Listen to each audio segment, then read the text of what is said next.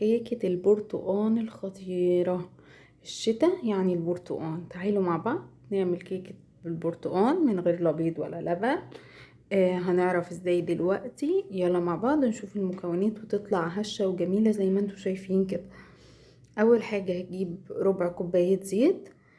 بعد كده هجيب برتقان او فانتا. انا ما كانش عندي برتقان فاستبدلتها بفانتا، كوباية فانتا او كوباية وربع فانتا، وكوبايتين بالظبط دقيق. بعد ما حطيت المقدار بتاعي دوت قمت حاطه رشه كده بيكنج باودر قد نص معلقه ولا حاجه علشان الكيكه ترتفع معايا، وقمت مقلباهم. وبعد كده قمت حاطه كوبايه سكر. السكر حسب الرغبه، بس هي كده طالعه مش مسكره، طالعه طعمها يعني طعمها حلو. انا زودت شويه فانتا تاني علشان حسيت ان القوام تقيل معايا. هي تاخد تقريبا كوبايه وربع فانتا.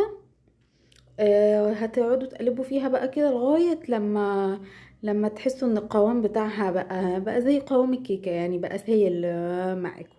وجبت صينيه دهنتها زيت، ادهنوها كويس زيت، ولازم طبعا من الجوانب والاطراف. شايفين شكلها بجد خطير. وقمت بعد كده دهنت الصينيه زيت، وقمت حاطه فيها رشه دقيق. الزيت والدقيق مش بيخلوا العجينه تلزق في الصينيه معايا. السكر طبعا زي ما قلنا حسب الرغبه، عايزه تحطي كوبايه، عايزه تحطي كوبايه الا ربع، زي ما انت عايزه براحتك. وبعد كده قمت صب الخليط بتاعي.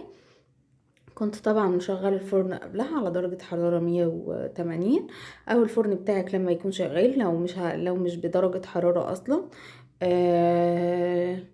لو شغال الفرن بتاعك من غير درجة حرارة كوني مسخنة من قبلها. طبعا انا كنت نسيت احط السكر، فرجعت حطيته وابتديت ان انا اقلبها تاني. حاولوا بس ما تقلبوش في الكيك والحاجات ديت كتير علشان ما يدخلوش هوا. الهوا لما بيدخلوا الكيك ما بينتفخش كويس.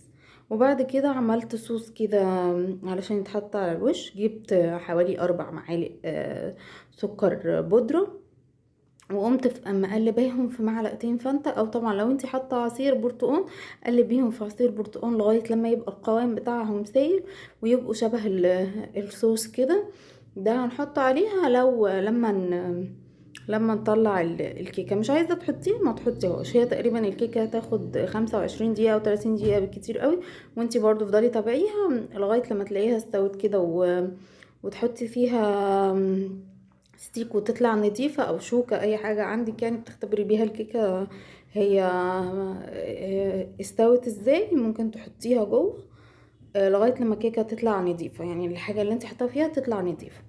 شايفين طالعة معايا بالشكل دوت. طبعا هي مش عالية قوي زي الكيكات اللي يتحط فيها بيض والمواد الرافعة ديت. عملناها سهلة وبسيطة وصيامي طبعا للناس اللي صايمة. كل سنة وانتم طيبين. والناس الفيجيتيريان اللي مش بتاكل اي لحوم ولا منتجات البان ولا بيض. الناس اللي عندها حساسية من الالبان برضو تنفعهم.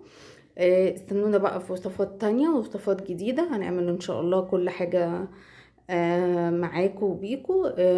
قولولنا مقترحاتكم في القناة. عايزين تشوفوا ايه الاكلات تاني.